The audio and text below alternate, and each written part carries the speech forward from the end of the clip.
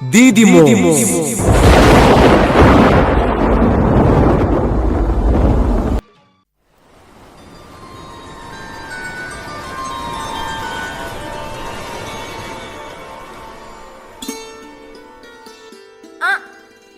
കടല് കനിഞ്ഞിന്ന് ചാകരയാണല്ല. 100 വള്ളത്തില് മീൻ വന്നാലും എന്റെ കൊട്ടെന്നറിയൂല. ഓ, എങ്ങനെ നിറയാനാണ് പെണ്ണുങ്ങളെ? രാജാവിന്റെ കിങ്ങരന്മാര് വന്ന് മീൻ കൊണ്ടുപോയാ നമുക്ക് വല്ലതും കിട്ടുവാ?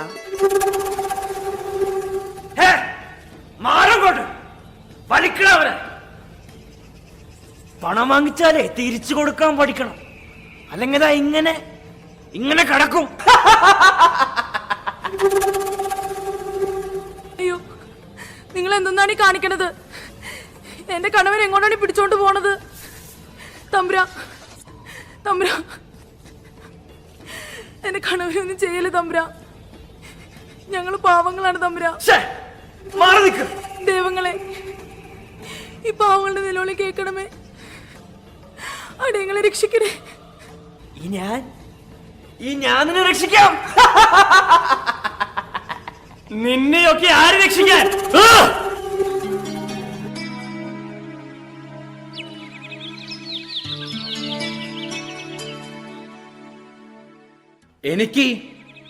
എനിക്ക് ഇവരെ രക്ഷിക്കാൻ പറ്റുമോ രാജകിങ്കരന്മാരെ?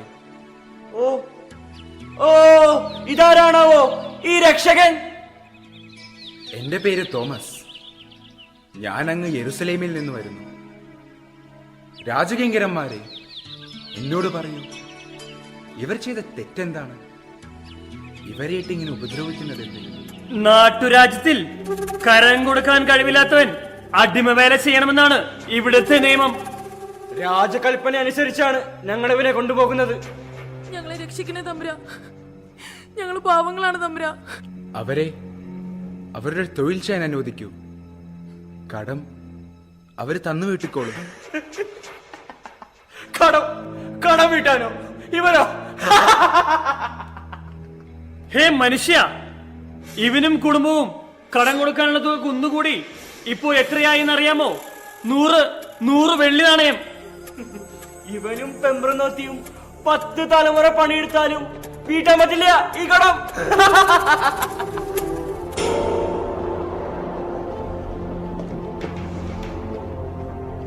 സർവശക്തനായ ദൈവമേ, സകലതിന്റെയും സൃഷ്ടാവേ, അശക്തന്മാർക്കും ആലംബഹീനർക്കും തുണയായവരെ, പാവപ്പെട്ടവന്റെ നിലവിളി കേട്ട് അവന്റെ കണ്ണുനീർ തുടയ്ക്കുന്ന ദൈവമേ, ഈ പാവങ്ങളുടെ നിലവിളി കേൾക്കണമേ.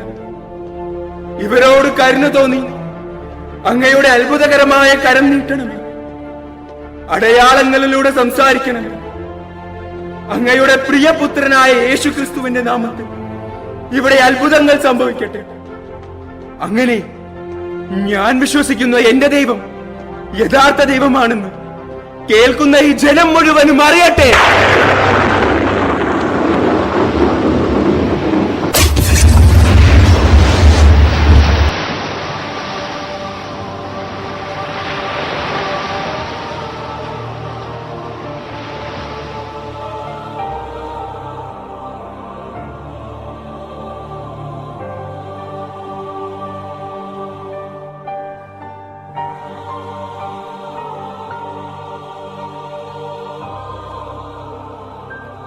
നൂറ് വെള്ളി നാണയങ്ങൾക്ക് പകരം 100 സ്വർണ്ണ നാണയങ്ങൾ.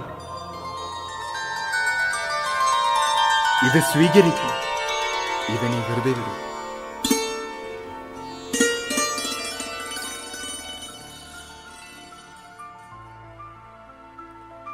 എന്താണ് നമ്മളിപ്പോ കണ്ടത്? ഇതുവരെ നമ്മുടെ കണ്ണുകളിൽ കണ്ടിട്ടില്ലാത്ത അത്ഭുതം. കടൽ ജീവികൾ ഒരു മനുഷ്യനനുസരിക്കുന്ന മഹാ അത്ഭുതം. സ്ത്രീയെ, നിങ്ങൾ അത്ഭുതത്തോടെ വീക്ഷിക്കുന്നത് എന്ത്? ഞാൻ എന്റെ സ്വന്തം ശക്തിയാലോ സുഹൃത്താലോ പ്രവർത്തിച്ച അത്ഭുതമല്ല, മറിച്ച് അബ്രഹാത്തിന്റെയും ഇസഹാക്കിന്റെയും യാക്കോബിന്റെയും ദൈവം തന്റെ പ്രിയപുത്രനെ മഹത്വപ്പെടുത്തിയിരിക്കുന്നു. അവന്റെ നാമത്തിലുള്ള വിശ്വാസമാണ്, അവന്റെ നാമത്തിന്റെ ശക്തിയാണ് ഈ അത്ഭുതം ഇവിടെ സംഭവിച്ചത്. നിങ്ങളെല്ലാവരും യേശുക്രിസ്തുവിനെ അറിയൂ. അവനിൽ വിശ്വസിക്കൂ. അവൻ നൽകുന്ന രക്ഷയെ സ്വന്തമാക്കൂ.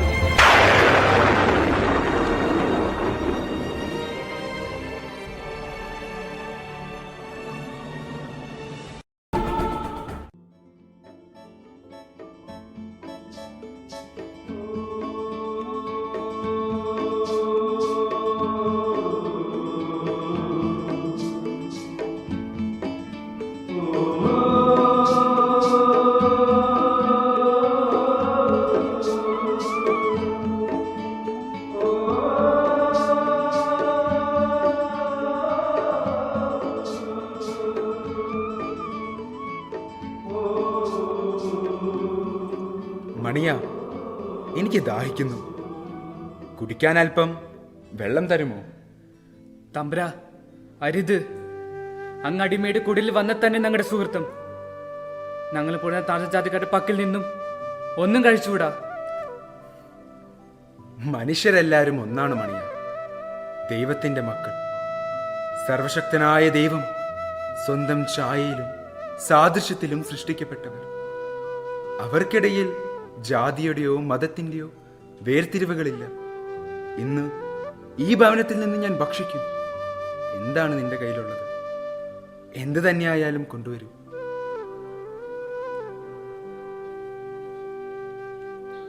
എടി പെണ്ണെ, നീ ഒന്ന് നിക്ക് പെണ്ണെ. നീ എങ്ങോട്ടാണ് പോകുന്നത്? നീ ഒന്ന് കൈ വിട്ടേ പെണ്ണെ. ഒരു തരി പൊന്ന് കഴുത്തിലും കാതിലണിയാൻ എന്ത് കൊതിയാണെന്നറിയാമാ. ദേ ഇങ്ങയോട് ചോദിച്ചാ മതിന്നാ കേട്ടെ. മീനിന്റെ വായനൊക്കെ സ്വർണ്ണൊക്കെ എടുത്ത പുള്ളിയല്ലേ. നീ ഒന്ന് വാ, നമുക്കൊന്ന് ചോദിച്ചു നോക്കാം പെണ്ണെ. വാ പെണ്ണെ. അത് വേണോ?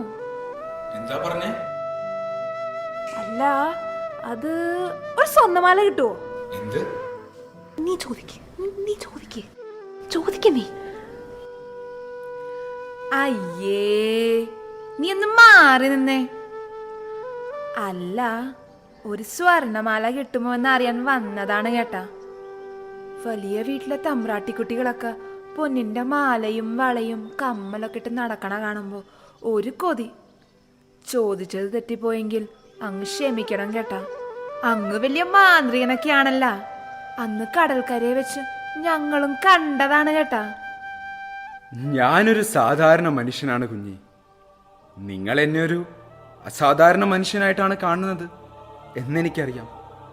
എന്നാൽ അന്ന് ആ കടൽക്കരയിൽ വെച്ച് സംഭവിച്ചത് ഒന്നും എൻ്റെ ശക്തിയാലോ എൻ്റെ കഴിവാലോ അല്ല. പാവപ്പെട്ടവന്റെ കണ്ണുനീർ കാണുന്ന ദൈവത്തിന്റെ ശക്തിയാണ് നിങ്ങൾ കണ്ടത്. ഞാൻ വെറും ഒരു ഉപകരണം മാത്രം, ഒരു നിസ്സാരനായ മനുഷ്യൻ, പൊടിയും ചാരവുമായ മനുഷ്യൻ. നിങ്ങളുടെ ആ ദൈവത്തോടും ചോദിച്ചാലും മതി കേട്ടാ. തീർച്ചയായും നിന്റെ ആവശ്യം സ്നേഹനിധിയായ ആ നല്ല പിതാവ് സാധിച്ചു തരും. തന്നോട് ചോദിക്കുന്ന എല്ലാവർക്കും സമൃദ്ധമായി നൽകുന്നവനാണ് അവിടുന്ന്. എന്നാൽ നശ്വരമായ സ്വർണമോ വെള്ളിയോ അല്ല നിങ്ങൾ ചോദിക്കേണ്ടത്. അനശ്വരമായ ആ ദൈവത്തിന്റെ ആത്മാവിന് വേണ്ടിയാണ് നിങ്ങൾ എല്ലാവരും പ്രാർത്ഥിക്കേണ്ടത്. ഇതാ അങ്ങുന്നേ. ദൈവത്തിന്റെ വാത്സല്യ മക്കളെ, യേശുവിനെ സ്വന്തമാക്കാൻ വിളിക്കപ്പെട്ടവരെ, നിങ്ങൾക്കെല്ലാവർക്കും നമ്മുടെ പിതാവായ ദൈവത്തിൽ നിന്നും കർത്താവായ യേശുക്രിസ്തുവിൽ നിന്നും സമാധാനം. പിതാവേ, അങ്ങയുടെ തൃക്കരങ്ങളിലേക്ക് ഈ ഭക്ഷണ പാനീയങ്ങളെ സമർപ്പിക്കുന്നു. അനേകർക്കു വേണ്ടി തന്നെ മുറിച്ചു വിളമ്പി അങ്ങയുടെ പ്രിയപുത്രന്റെ ഓർമ്മയ്ക്കായി ഞങ്ങളിതാ പരസ്പരം പങ്കിടുന്നു. സ്നേഹനിധിയായ പിതാവേ, ഈ ഭക്ഷണ പാനീയങ്ങളെ ആശീർവദിക്കണം. പ്രിയ സഹോദരങ്ങളെ, ഇതിൽ നിന്ന് ഭക്ഷിക്കുന്നതിന് മുൻപായി നിങ്ങൾ നിങ്ങളെ തന്നെ ശുദ്ധീകരിക്കുവിൻ. ദൈവസ്നേഹത്തിനെതിരായിട്ടുള്ളതെല്ലാം നിങ്ങൾ വർജിക്കുവിൻ. നിങ്ങളെ ദ്രോഹിച്ചിട്ടുള്ളവരോടെല്ലാം ഹൃദയപൂർവ്വം ക്ഷമിക്കുവിൻ. അങ്ങനെ ദൈവമക്കളുടെ സ്വാതന്ത്ര്യത്തോടെ ദൈവത്തെ പിതാവേ എന്ന് വിളിക്കുവിൻ. അവിടുത്തെ മാർഗത്തിൽ ചരിക്കുവിൻ.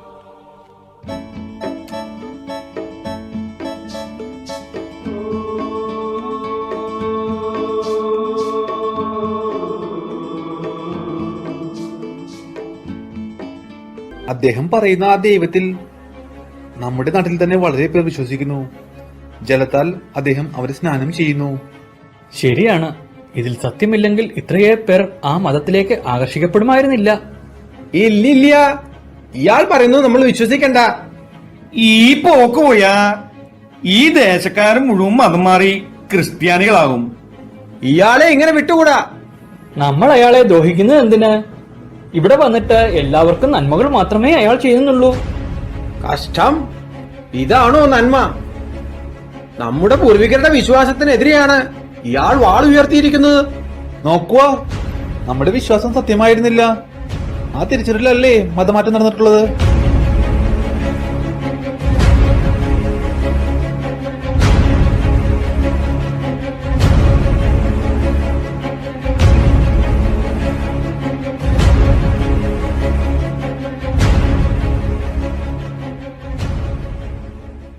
അയാൾ ആ ഗുഹയിലാണ് ഒളിച്ചിരിക്കുന്നത്.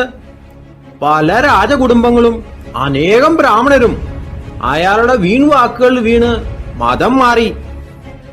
അയാൾ ഒത്തിരി അത്ഭുതങ്ങളും അടയാളങ്ങളും കാണിച്ചിട്ടുണ്ടായിരുന്നു. ഇനി ഒളിച്ചിരിക്കുന്നിടത്തുനിന്ന് അയാൾ മാറിക്കളയുമോ? നമുക്ക് അയാളെ വാക്കവരത്തിയേ പറ്റൂ.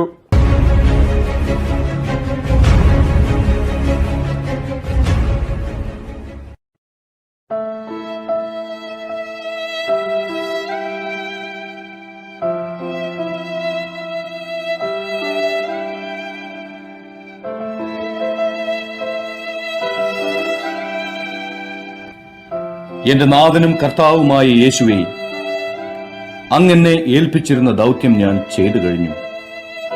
എനിക്ക് അവിടുത്തോട് ചേരുവാൻ സമയമായി എന്ന് ഞാൻ മനസ്സിലാക്കുന്നു.